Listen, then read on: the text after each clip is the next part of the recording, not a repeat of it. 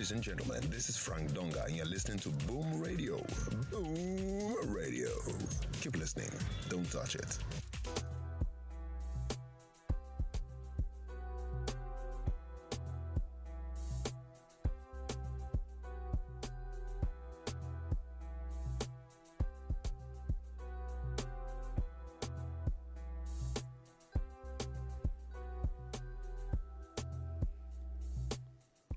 Good morning, good afternoon, good evening.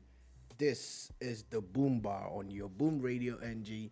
It's been a few days. My name is Sola Rogers. And my name is Aiyedatiwa. Yeah, the other one and only is me. Nobody but me. I'm here again. About bid you warm welcome to the bar. This is a very interesting afternoon. If you're not a newcomer, welcome again. If you're just joining us for the very first time, it is where we give you everything about news, reading, politics, sports, entertainment, and everything else in between. And trust me, everything else in between can be everything else in between. There are a few things I would like to talk about, even though keep in mind that it's a bar. So discussion might veer off the planned matter from the gears, but any which way, it ends up being fun. And we're going to do this till the end of the hour. And my name, as I said before, Dolupo. So sit back, relax, and let us enjoy the show this afternoon as we're starting today with Nigeria's landmark victory over the P&ID $11.5 billion judgment. So for people that are asking for a little bit of context, so this, I think this is as far back as 2010, if I'm correct, where a particular company had dealings with Nigeria, and long story short, the deal fell through, and then they sued Nigeria in a court. The court had awarded about, I think, around 6 billion naira as damages for Nigeria breaching their contract. And then from that, I think that was as far back as 2010. And from May of 2013, Nigeria was supposed to be paying a sum of about $1 million per day as interest on the damages. Then I think that at some point that drama went on for a while, up until when the administration, the former President Buhari's administration, especially the vice president at then, when they decided to look into it and like, okay, seems to be a lot of discrepancies somewhere here and there, and of course, they found out a few discrepancies, and they decided to actually, take this judgment back to court. Like, this is not, there are a lot of things that are not adding up there. And it has been going on since about 2017, up until now, where a court in the UK has now finally agreed that Nigeria is not to pay that amount of money, that the deal in itself and even the court judgment at first was all shrouded in fraud.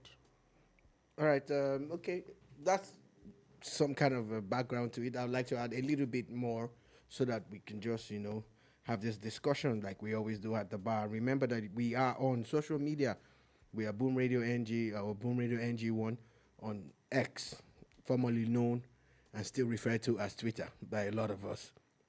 We're expecting that you can, send us messages over there if you want to be a part of this discussions. There's so much for us to talk about.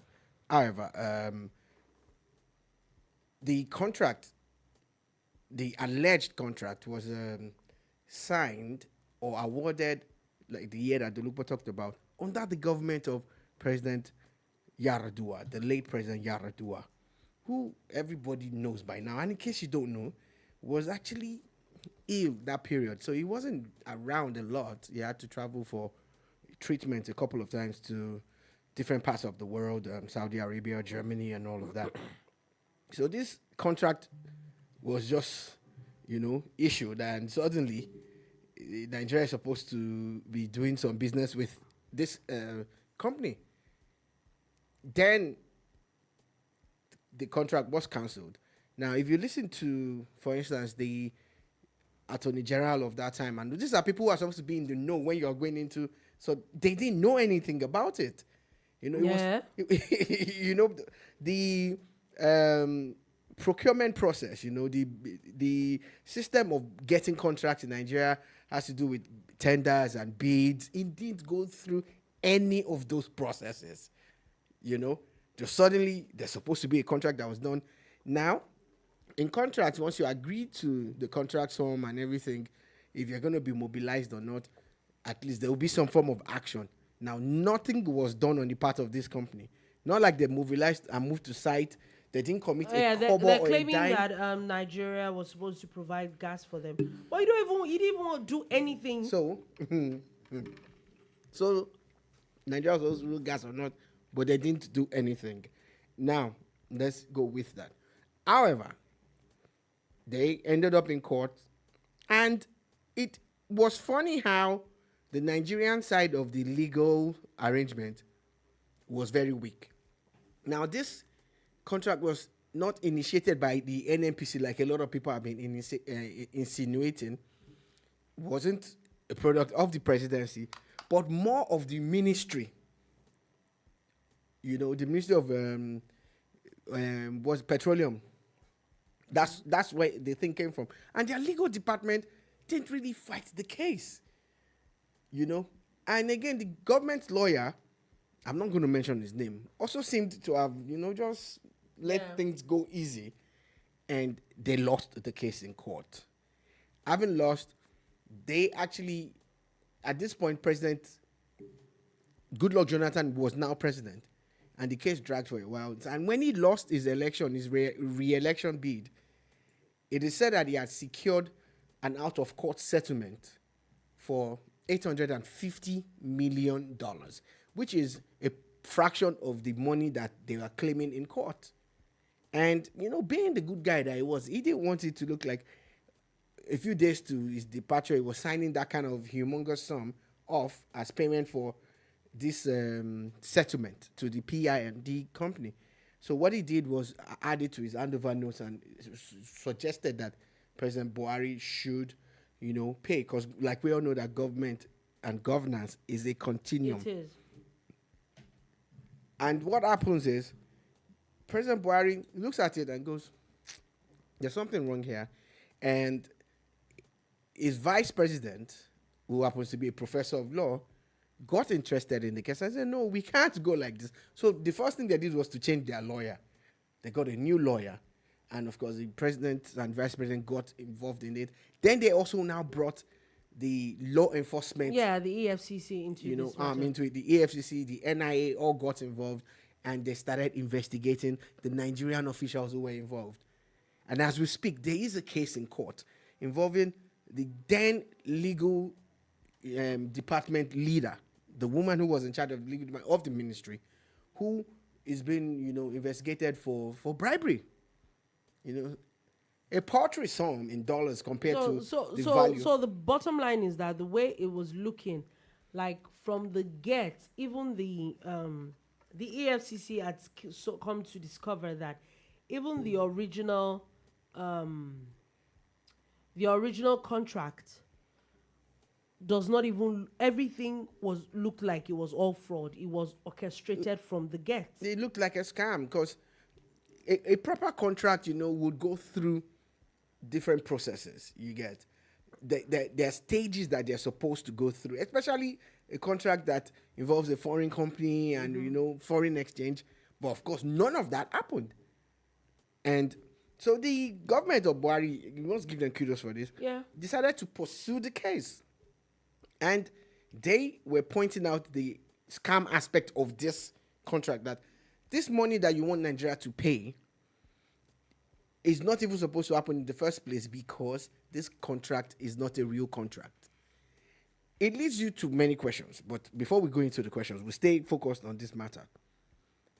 When that happened, we noticed that some members of the opposition even took to social media to say you should pay, that it should have paid 850 million. So that we won't have to pay. And now Nigeria is supposed to pay 8 point something billion, which also rose eventually to 11.5 billion. $11.5 billion.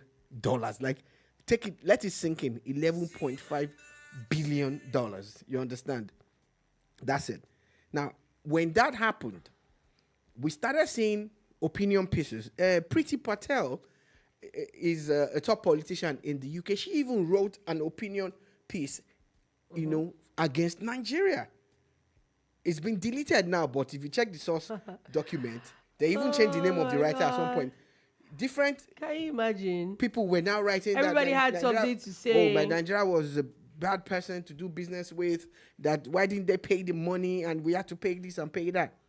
But the Nigerian government stuck to its guns and went to court abroad. Like, this is where we're going to fight this thing to the end. Having said all of this, about this time yesterday, judgment was taken and the judge agreed majorly, not completely, but majorly with the Nigerian government, saying that this contract is a no contract. It's more or less like a scam. So, from the look of things, Nigeria has not just dodged a bullet, we dodged a bomb. The country is currently going through a lot in its requirement to, stabilize the naira, and and the dollar seems to be like our main currency now in Nigeria, and we have going through a lack of dollars in Nigeria. Everybody wants the dollar to do business with, and they can't get it. Then how much is Nigeria's budget? You now had a debt of $11.5 billion to it if we had lost. You know how you would even know like the implication of how much $11 billion is to the Nigerian economy. There is a statement attributed to the finance minister talking about how there's going to be, in the next couple of weeks, there's going to be an influx of about $10 billion, which seems like it is going to do a lot for the naira at the moment. We know that scarcity of the dollar is one of the major issues that is happening with the forex and all that. So if $10 billion is supposed to help the economy that much, yes, and we are supposed to pay an $11.5 billion and take it out of an economy that is already bleeding. Yeah. So, the immediate past governor of the central bank had a lot of policies and things that he did in his own attempt to stabilize the naira. I'm not going to go into any of those things. However, Nigeria ended up withholding the forex that was due to many companies that are supposed to repatriate their funds back to their home countries, and it's a large sum. Nigeria is one of the biggest debtors now when it comes to funds repatriation. For this, and these are businesses that have been concluded. It's not like you're trying to start something new. So, when this $10 billion that they're talking about, the bulk of it will most likely go towards that, because what that does is that it opens up another vista. That means the companies can, start doing business with you freely again. The line of credit is open, and amongst other things. So, but as it stands at the moment, hardly would any country take a hit of $11.5 billion and not feel it in this current world that we live in. Exactly. Not to talk of a country like Nigeria that, of course, there seems to be going through some kind of shaggy. I can say the word shaggy because, in my entire existence, like the dollar to naira rate has never been this high. Yeah, it's never been this high, really either in the parallel market or even in the open market. Basically, so we definitely will see where that is going to go. Not really. I think that case has ended, which has ended maybe in the UK, But I really hope that the EFCC does not sees this their own side of the fraud cases to a reasonable conclusion. Also, still before we leave, There's more on that actually. Yeah, I was going to say before we leave that matter, the former Attorney General of the Federation, Michael Doka, has urged the federal government constitute a team of legal experts to address similar issues such as the P&ID case to save many more resources in the country. And I think I agree with it. I would not be surprised if there are a lot more contracts like that they, how people have perfected a system of robbing the country clean. I would not doubt it if this thing is investigated and there are more cases like that pops up really and truly. I think that the Attorney General of the Federation and the Minister of Justice needs to has a lot on his plate. This is what's the word now? This is the level of encouragement that I think they need to push more. It is very important, actually. Okay, so you wanted to say something? Yeah, I wanted to actually highlight the fact that there have been other cases, just like Mr. Ondoka had pointed out, the former Minister of Justice, right? I pointed out, and there were cases that Nigeria actually settled, especially under President Buhari. There were cases that they actually did pay some people off, some as high as 500, as high as $500 million in some instances. And it's just sad that a lot of those things are happening and the real contracts or the real jobs never get done.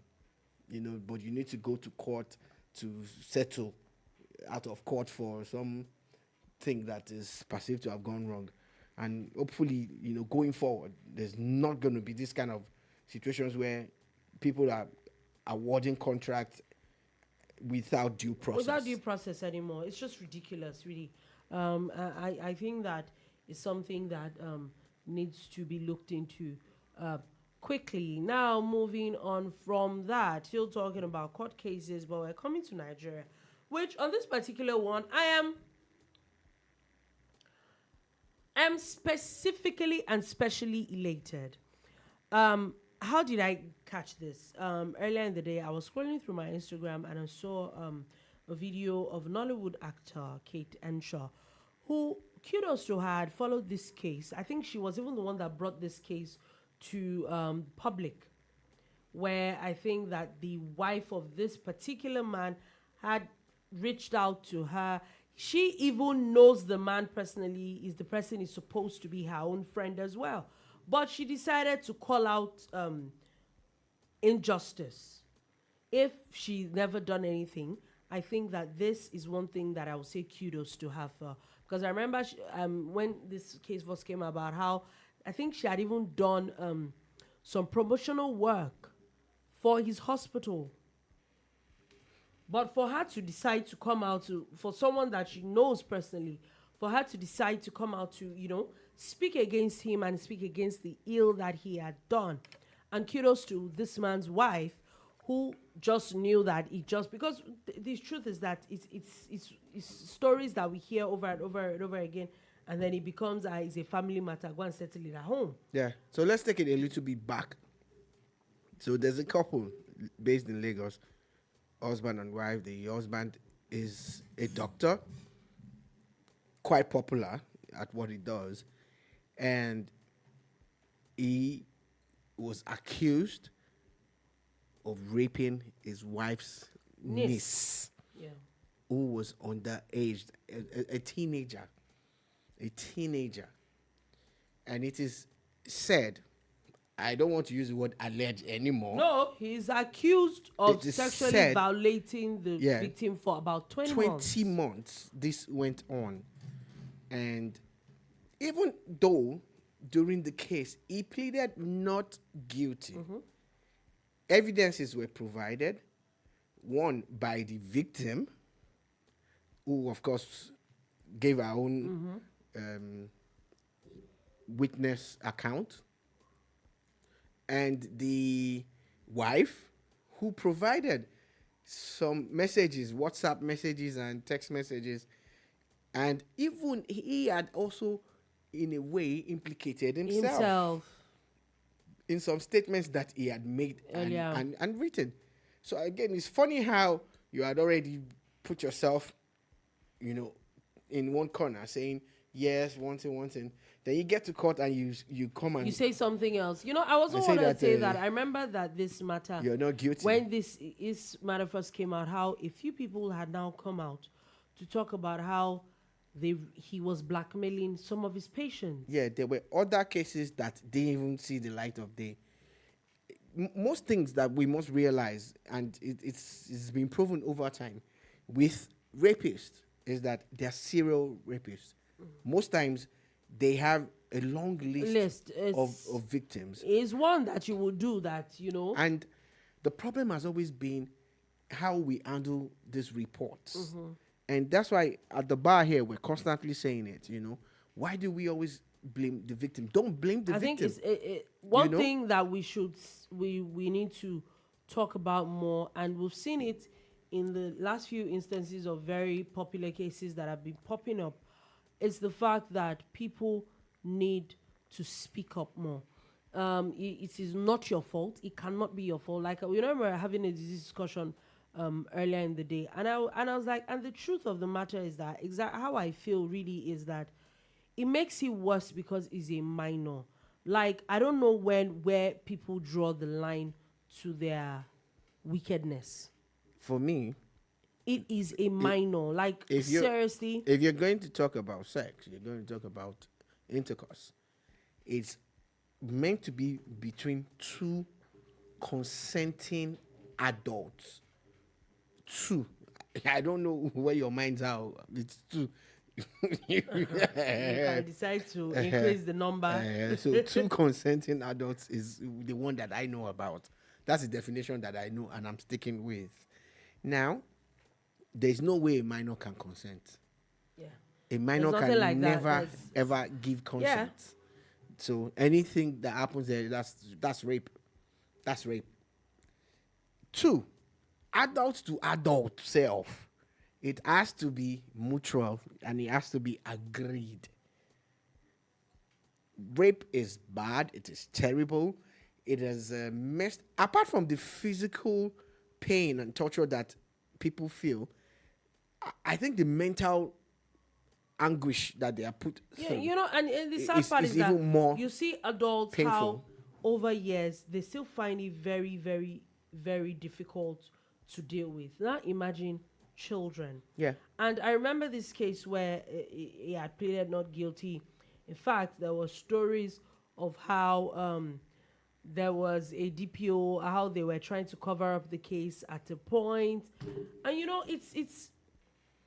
that's the part that saddens my heart. Like, we can't continue like that. Life is way past that. When it comes to people need to be encouraged to come out to be able to speak their truth.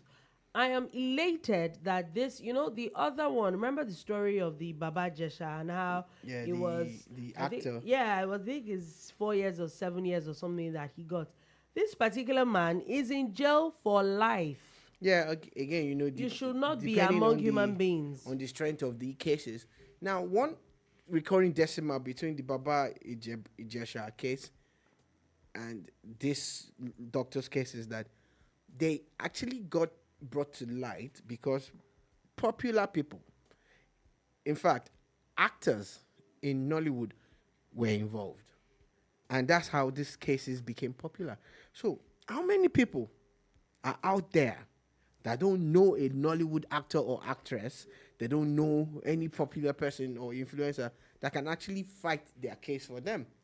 Because when you get judgment for these kind of things, it deters other people from committing these crimes, except the ardent ones who think that they are invincible. But at least judgment must be done. Not seen to be done, but it must be done. And how is there going to be judgment when even the victims are afraid to come out? Apart from the victim shaming and blaming that is done, the other thing is the stigmatization. People tend to stigmatize people who are victims. They are victims of a crime that they knew nothing about, and you go and put a tag on them, and you put some kind of blemish on their name, and at the end of the day, it just looks like as if they are the bad people. And that's why a lot of people live with this pain.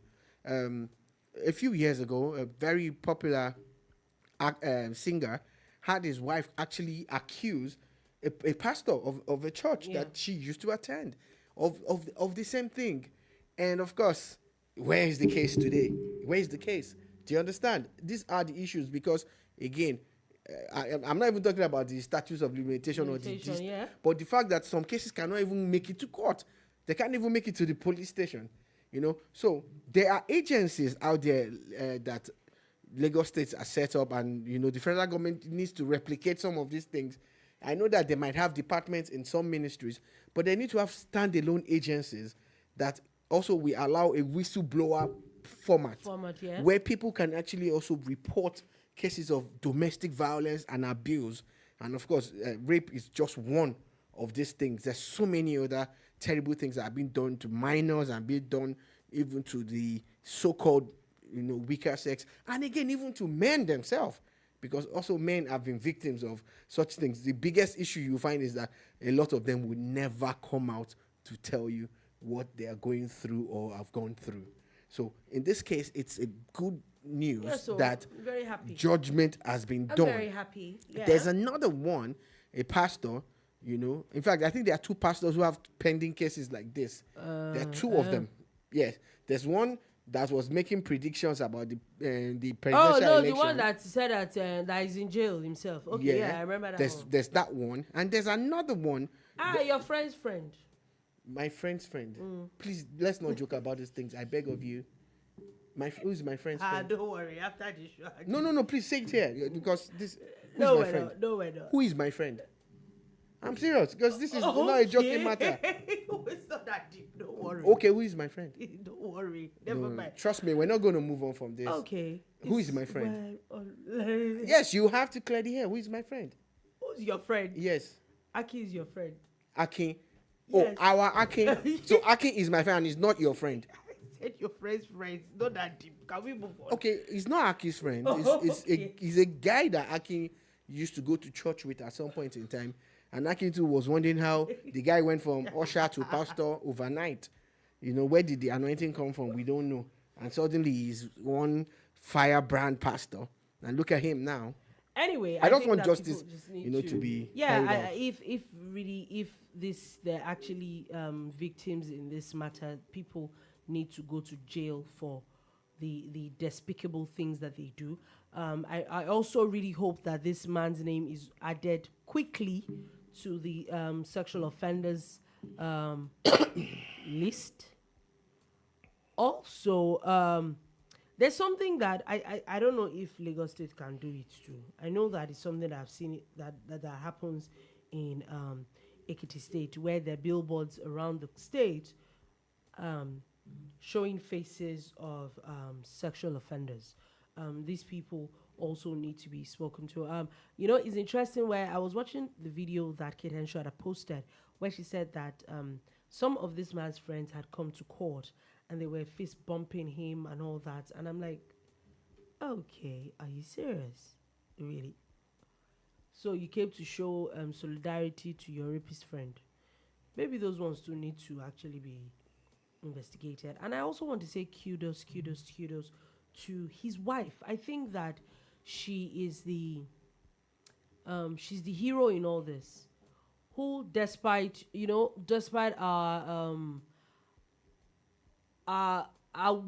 I say our traditional way of living, how a lot of cases like this are being shrouded in the secrecy of it's a family matter, let's settle it. People have thousands and thousands of cases of this kind of magnitude have been have been bent, but the fact that she stood her ground, and she knew that even though this person is my husband, what is wrong, and I think that is a major thing to actually emulate, because you know someone, we should be able to speak up to when we see things that are bad. We can't have a better society if we do not hold ourselves accountable, if we do not hold our family members, our friends accountable for the bad behavior that people around us make. If everybody keeps covering it up, because every single criminal has a family out there. Word. If everybody has a family. So if everybody keeps covering it up, nothing would ever get reported. Absolutely nothing.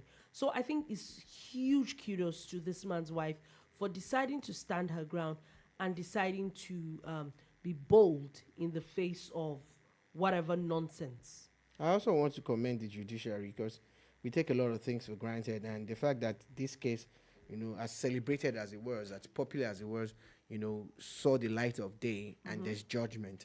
There are too many protracted cases out there that you never get to hear anything about. It just gets swept under that bulgy carpet.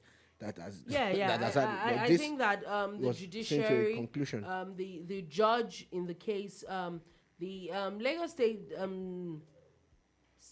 Domestic and Sexual Violence Agency, DSVA, I think that is something that a lot of states needs to replicate. They're doing amazing work. If the government is not doing well, let's know. If they're doing wonderful, it's something that we actually also need to talk about. At the moment, I think they're doing amazing. They did amazing with that, and we hope to see more of those. It will serve as a deterrent for other people, and that no matter how influential you are, you behave despicably, you're going to jail. That's what it is. So, moving on from that quickly, where do we go on from? Where do we go to? I saw one story. Let's break the ice a little bit. As police have arrested an 11-man gang in Bauchi State. Guess what? For what? What did they arrest them for? The gang, what they do is steal generators. That's their modus operandi. Okay. You have like a whole gang. Yeah, well, it's area of specialization. Oh, really? Everybody has to pick an area of specialization at some point in time. When you want to scale your business, you move into your forte. Then you have a niche, because niche businesses also grow. So their own niches. It's easy because they would have a regular supply, and they would have their regular outlets for sales. Interesting. Anyway, moving on quickly. Let's. That's all. They've been arrested, and there's no gist behind the gist. No, just wanted. So why were we going? I just wanted to break the ice. You didn't break any ice. Anyway, moving on from that quickly. Another very interesting story that popped up, I think yesterday, which a lot of people have been talking about and has been trending, is the fact that the Ghanaian government seems to have replied the Nigerian journalist David Hundeyin over a specific matter. So, a couple of weeks ago, this particular Nigerian journalist had come out with a lot of accusations against the Nigerian government and even the Ghanaian government, how they want to repatriate him, how they want to kidnap him, how we stop the war. What else, no? Basically, how we stopped World War III from happening. And how he has uncovered how the Nigerian government wants to kidnap him. And how some people have released their thugs all around the world looking for him. And, all those kind of things, which he said everybody is entitled to their opinion. There's a saying that was common at a point where there's freedom of speech. It's freedom after the speech that might not be able to be guaranteed. But anyway, moving on from that. Now, the Ghanaian government has now come out to debunk a lot of the things that he had accused them of. So, first things first, they had cleared the air that he does not have a Ghanaian passport, that what he has is a United Nations travel document, a refugees travel document, not a Ghanaian passport. How he, even as a refugee, he is supposed to, there are laws surrounding those things, and he has to adhere strictly by the law. I think a lot of people glossed over those parts, and I think that is very, very important. He had also talked about how the allegations he made against their government and the Nigerian government, that they've not heard of anything of such, and he needs to desist from those kind of making such statements, so as not to cause any form of issues to them, two sister countries. The journalist David Hundeyin, that's the person you're talking about, of course, has a massive followership on social media, and he seems to have people at his beck and call who are always going to lap up everything that he says. Now, one of the things I like him for is knack for research. He likes to do research, But at times you just wonder, like, okay, how did you come to these conclusions? Yes, you've searched for this online and you've done this and this and that. But how did you exactly arrive at this conclusion here? And for me, if you're going to say you're working as a journalist, let us know what your scope is. This is what I mean. At the press conference of H.E.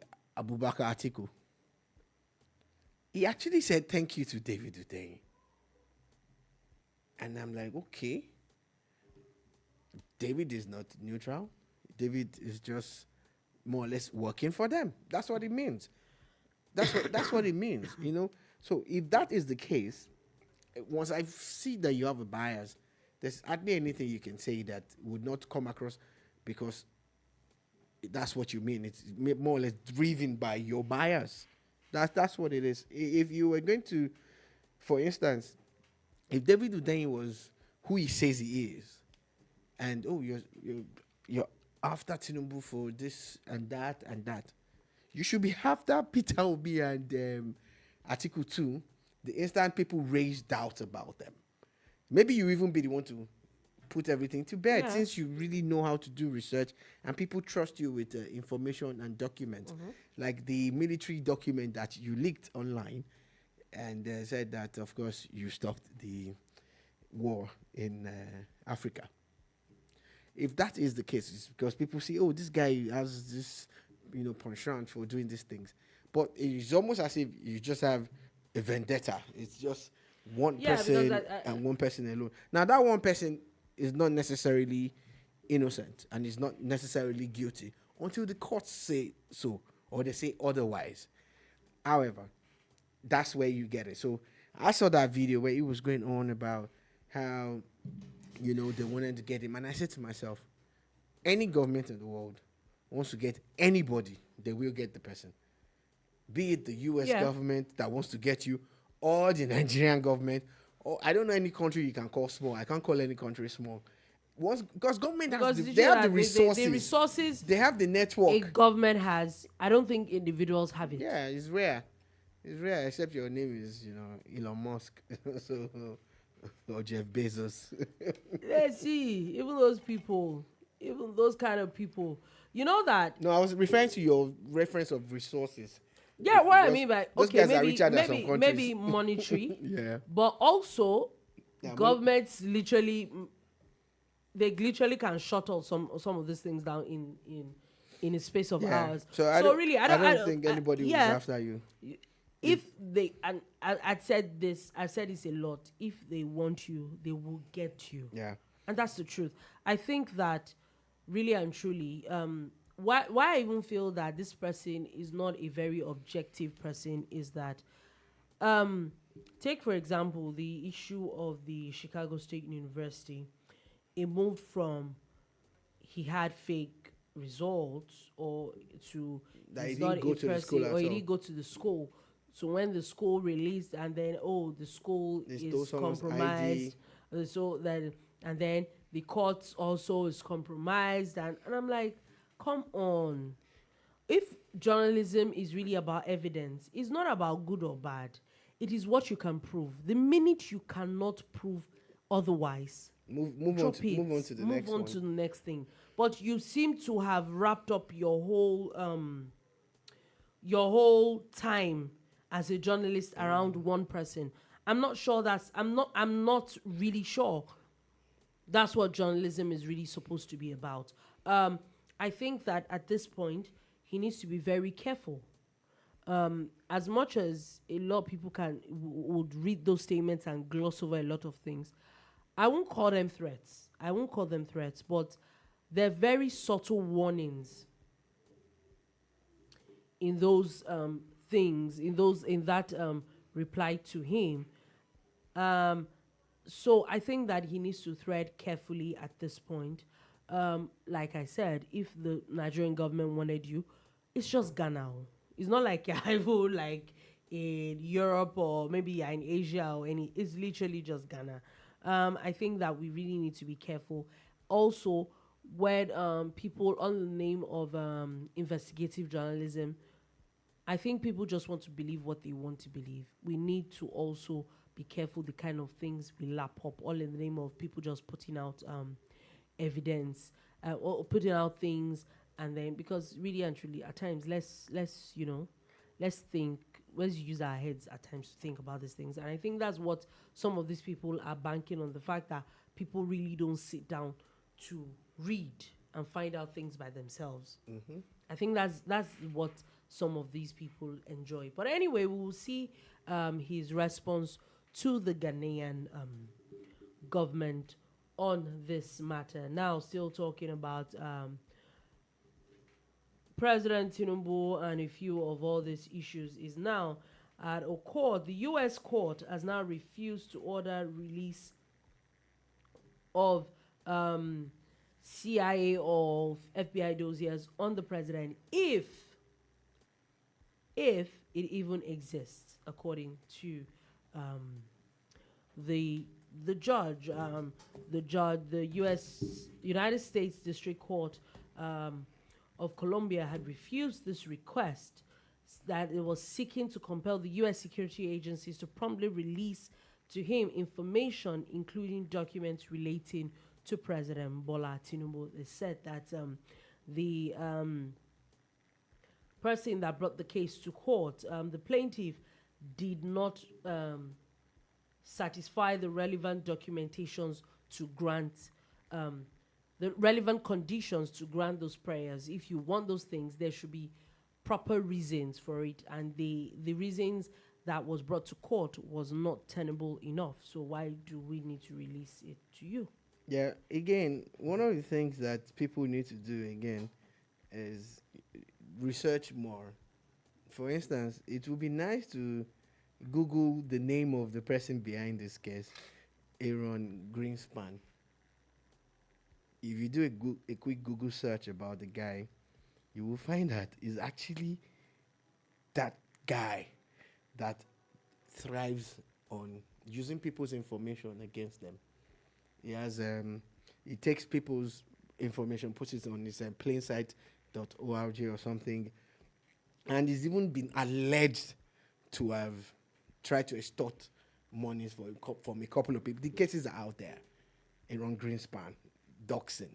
You just search and you will see what I'm talking about. So he happens to be the same guy, thinkcomputer.org.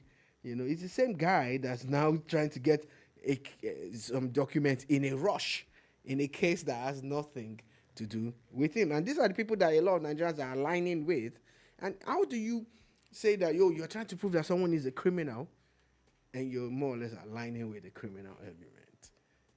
What exactly do you call that? Greenspan has been accused, he's been alleged to have tried blackmailing and extorting people and companies across the United States, it is alleged that it takes, important information, then uploads it, on online and everything. There's a place called plainsite.org, and of course it is alleged that it gets paid, to drop people's information after he has put it up and all of that. So this is the same guy.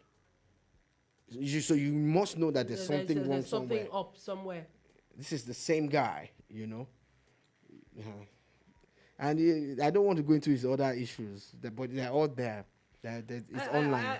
Basically, I think that at this point, like I've said before, even on the bar, and I said that people need to realize that these things are pretty distracting. This is what happened. It's the same thing. We saw it happen with President Buhari. The man did 8 years old, and the man is chilling in Daura at the moment. I think that I've said it before. There are questions, there are promises that President Tinubu made. Yeah, that President Tinubu made to the country. Those are the questions we need to start asking right now, and not the question of who is this, who is he, what is it. Now we're past that, because number one, election is over.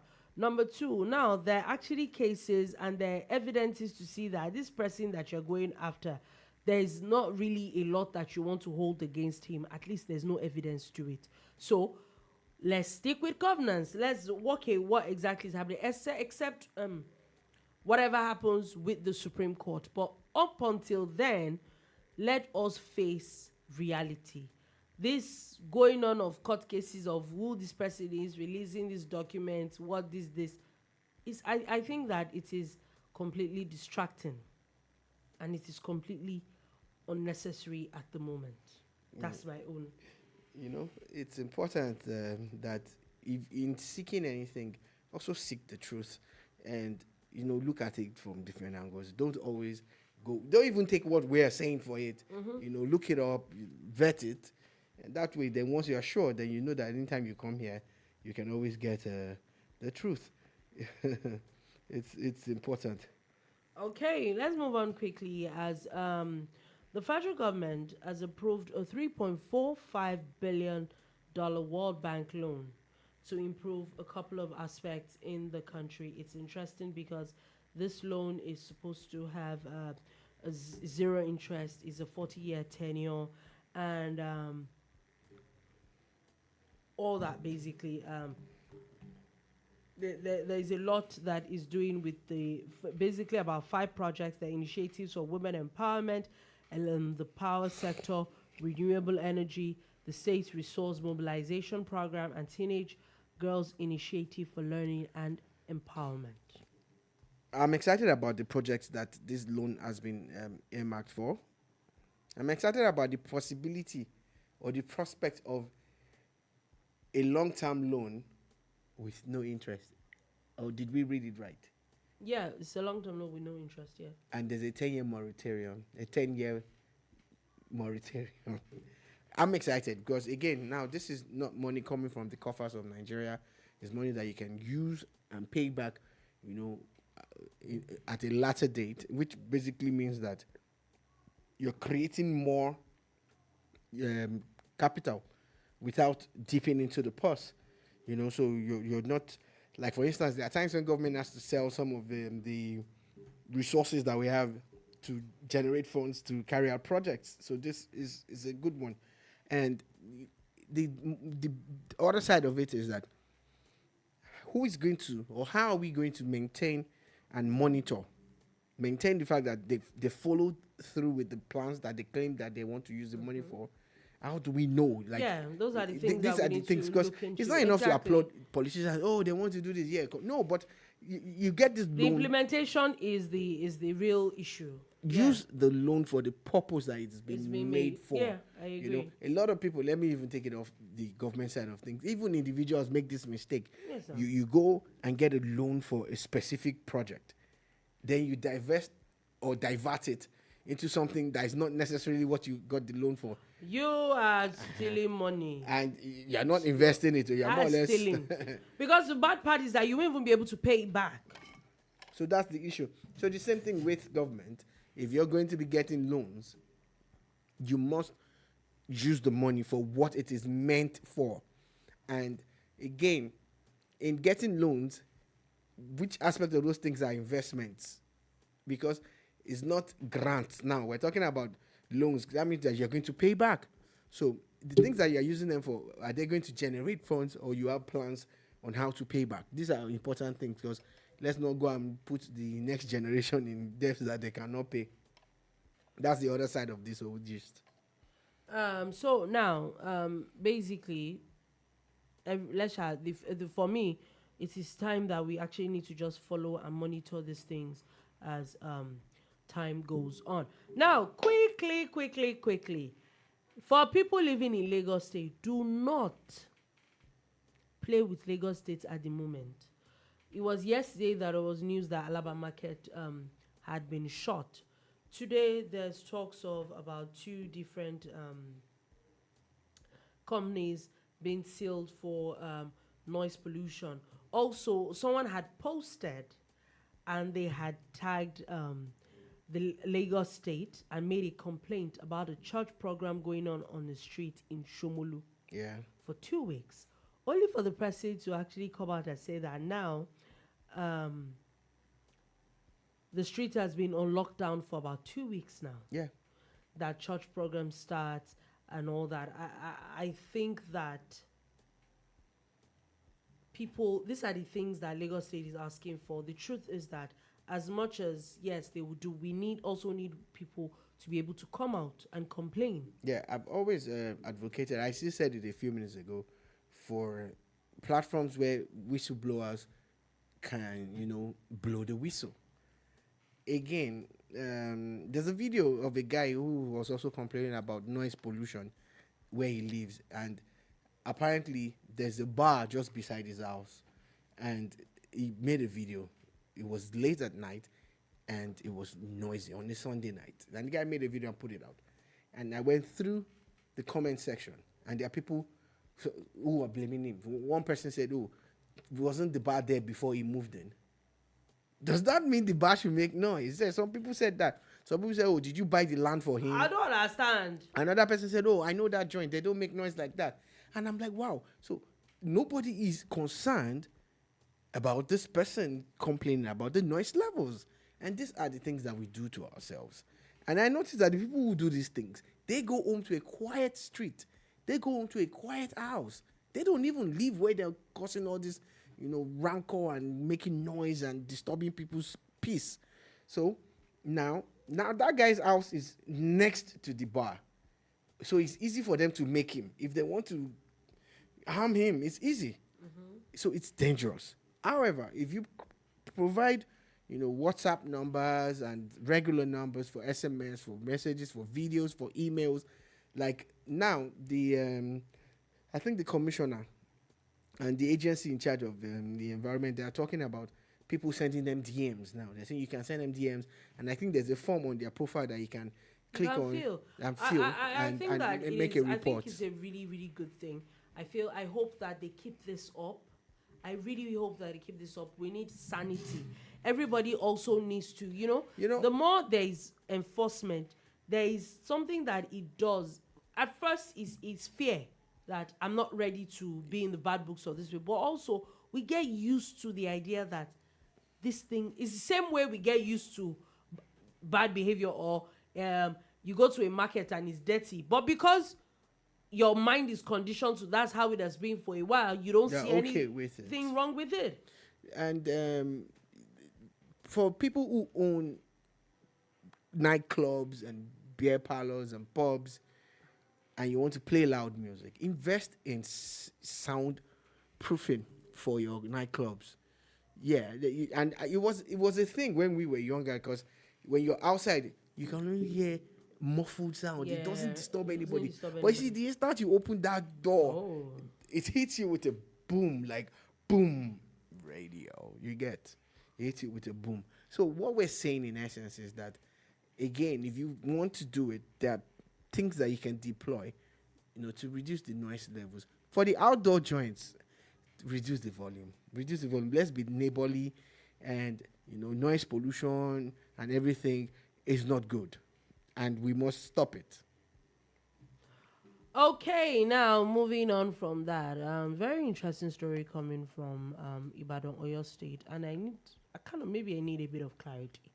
So there are even pictures about where the governor of Lagos State, the governor of Ogun State, and the governor of Ekiti State went with the host, the governor of Oyo State, to greet the governor of Ondo State In the second capital in of Ibadan. Ondo. They went to greet him The Ondo people. in Ibadan. The Ondo people, they are They warriors. are affiliated to. No, it's not even. It's a conquest. They like, So conquering. they're trying to conquer. They have already conquered a section of Ibadan, so that's where the governor. Second capital. So they have another capital now. you Ondo have- State. No, now- Akure is the commercial capital. This one is the health capital. Yeah, it's the health. Yeah, that one enter. That one enter. I'm just saying. Yeah, but there's a part of Ibadan now that is now a Capital of Ondo. Ondo State. So the governor is there. So they went to greet the governor in his. Like they say in the movies, keep it up. Keep it up. Keep it up. That's all I have to say. People should keep it up. Yeah? Keep it up. Anyway, moving on from that quickly, also before we go.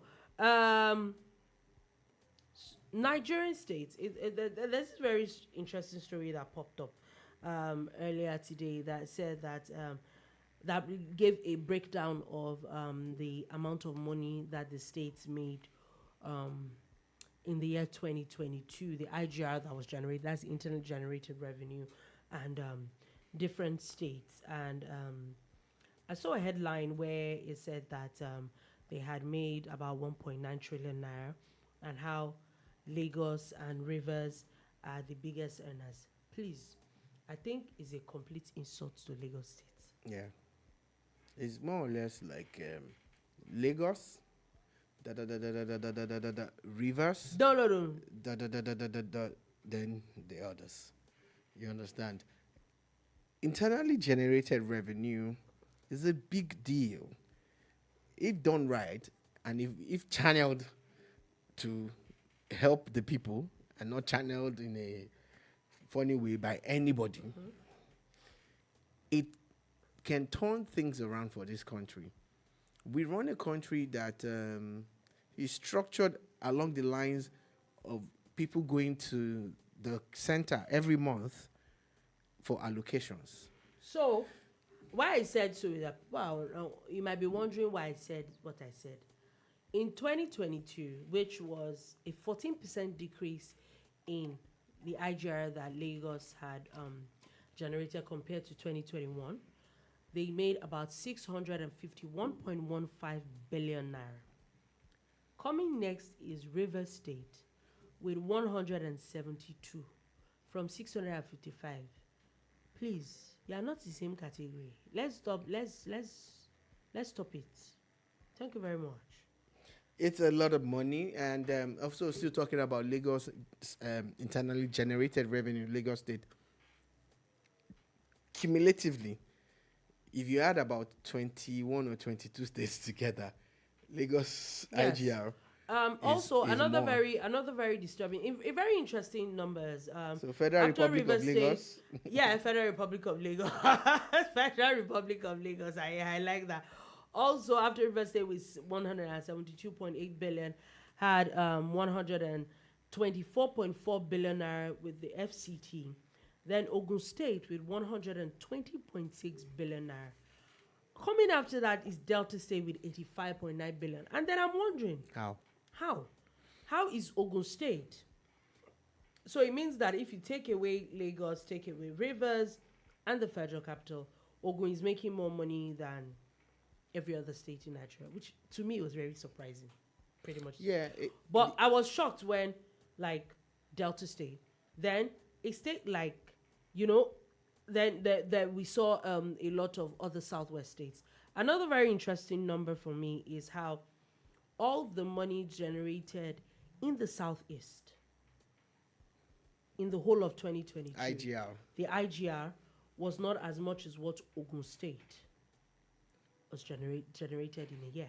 Yeah, so again, you must know that the proximity to Lagos is a plus for Ogun State.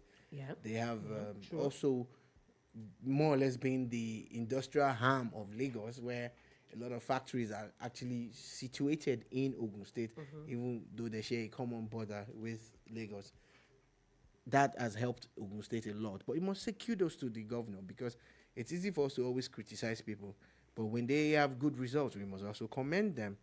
Now, in the case of the Southeast, and even the South-South, especially the South-South, the Niger Delta states, Delta to be particular, they look like states that are dependent on federal allocations. Yeah. And I remember that the former governor was always organizing this annual seminar and this talk shop where they talk about Delta beyond oil. You know, so if you had a talk shop for about 7 or 8 years, What has it done? What have you done? achieved Exactly. from it? Exactly. It's similar to Egbeti that Lagos organizes. It's a business seminar, but they also take results from there and they implement it. It's implemented, yeah. Now, it is on record that every state in Nigeria is blessed with natural resources. Yeah. Every state, every single state in Nigeria. Now, apart from the oil that states like Delta are known for, there are other things that they can do internally to generate revenue. It's time that governors realize that they are not employed, they are not voted for Just to come and just collect. spending money. They're supposed to create supposed to do a lot of wealth work, yeah. for their states. You know, some governors at the last dispensation created factories here and there. And one of the states in the South that did that, I saw a video, I saw a report by a colleague of mine. And some of those factories, there's a company, there's a state that created a factory, you know, a clothing factory that we were going on about. Yeah. It's moribund now. It's Anyway, moribund, we'll you know? see. So it's not only for them to create wealth, You need it's to for them sustain to it. sustain Yes, it you and need- let it it's- be real, tangible things. Exactly. The You can't just keep sustainability. depending on money from the government. Money from the government all the time. Anyway, on that note, that is all we have to take today on The Bar. Thank you for listening. Thank you very, very much for watching. We will be back again tomorrow at 3 p.m. West African time to give you another wonderful edition of The Bar. Do have a beautiful, beautiful day. Peace.